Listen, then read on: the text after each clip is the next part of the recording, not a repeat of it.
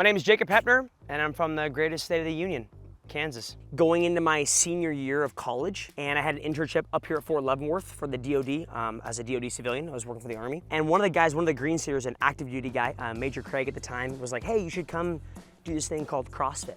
And I was like, first of all, that's a pretty terrible name. I was like, I don't even know what that is. He's like, oh no, it'll be fun. Like, you'll totally enjoy it. And I said, okay, sounds good. He's a good dude. So I just agreed to it. Probably a bad idea. And I agreed before I got the information of what time. And I go, okay, what time is it? He's like, oh, it's tomorrow at 5 in the morning. And I'm like, oh, okay, well, I guess I'll be there. Showed up, wasn't really told what I was doing, how, and that was for time. Didn't understand all these things. All I remember is we did a workout that had toes to bar and rowing. And I was getting yelled at to go faster. Couldn't touch my toes to the bar. Didn't know what the rowing machine was. Anyways, got done with the workout. Had no idea what went on. Just like, this is a blur. And a guy pulls me aside and goes, hey, you should go research the CrossFit Games. He's like, I think you'd be really good at this. And I'm like, good at what? Like, what did we just do? So I went and researched it and quickly realized that it was a sport across borders, international. There was fans, there was spectators, there was a competition. You know, at the time I was doing college football, and to be honest, I was terrible at it, but I was always in really good shape and really a hardworking guy, and realized, man, this is a sport. Like, it requires not as much athleticism and genetics as it is like you gotta work hard and be able to grind for it. And that was kind of the genesis story of it. I called up my best friend at the time and I was like, I am gonna compete in this and I'm going to the games. I mean, I'd found it for like 2 weeks, right? And at the time, that is my now wife. At the time, she's probably like, I don't know what you're talking about, but it sounds like a cult, right? I don't know what you're doing here, Jacob. But then fast forward, I finished out my senior year of football, dove in. I still went back and actually worked a full-time job at Fort Leavenworth and still had access to the CrossFit gym on the Army installation, full-time. I mean, I was still working 40-hour-a-week jobs, so I was in the gym at 5 in the morning till about 7. Then I'd go work from 7 till 11, then go on my lunch break, go back to the gym, get done, go back to the gym after work, and that was just, I mean, I had no life pretty much, but I knew that that's what I wanted to do, is I wanted to compete at the stage of the CrossFit Games. And so went to my first regionals in 2013 and got 18th at regionals that year, and that does not qualify me for the games at that point. Took all I learned from regionals there, was I terrible at, what was I good at, and kind of figured out a plan to attack to go back to the regionals in 2014. Got second in the regionals, therefore qualifying me to go back to the games, and then took 18th at the games that year out of 40 in 2014. That was my rookie year. Looking back on my CrossFit career, I never podiumed. You know, always, you know, the goal is always to win or to podium. I'm a pretty realistic individual because of my background in math. Like, I can approach it and say, logically, and say, hey, I'm gonna do my best. I'm probably not gonna win this thing. Sometimes when you approach a sport like that, you think, okay, well, if I'm not gonna win the thing, how can I set myself apart in this space for success now and later?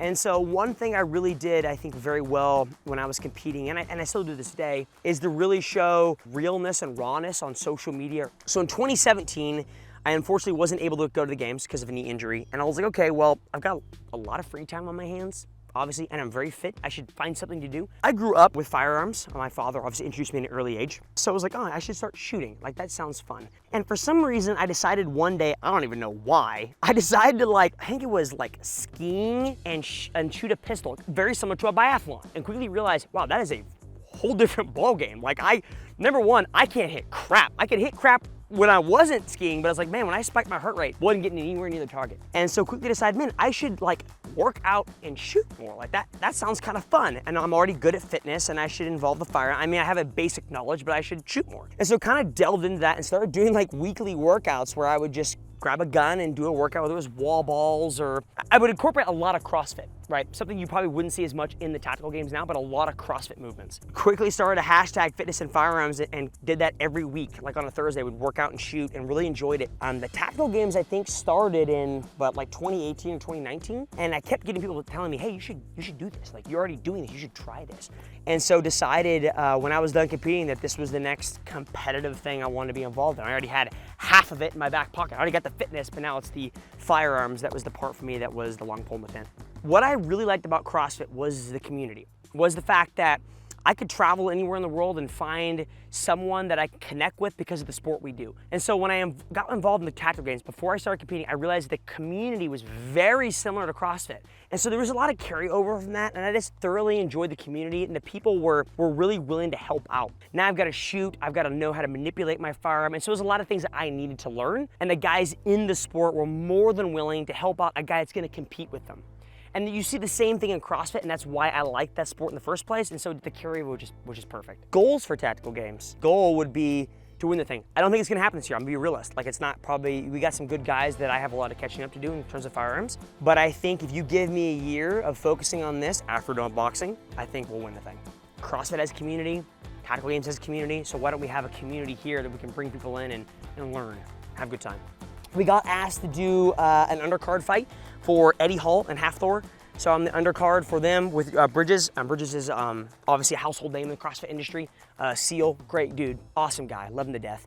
And so they asked me, and they always know that I'm usually down to learn something new and try something for fun. Nothing carries over. I remember the coach being like, do you think you're in shape? And the question was obvious, like he knows who I am. He knows I think I'm in shape, right? And so I'm like, yeah, of course I'm in shape, what do you mean? And he's like, not in this kind of shape, man, you're not. And he was on point, he hit the nail on the head for that. I mean, I've done YouTube series with companies trying different sports and trying different things, and I've always enjoyed the aspect of stepping outside your comfort zone and doing things like shooting or doing things like boxing, or it's healthy to get in here. Like it's my brand, and I enjoy bringing people in and working out with them, and it's allowed me to do different sports like the tactical games and be somewhat successful in them, so. But then the idea of the barn is like, hold camps, bring people in, have a good time. That's the long-term goal.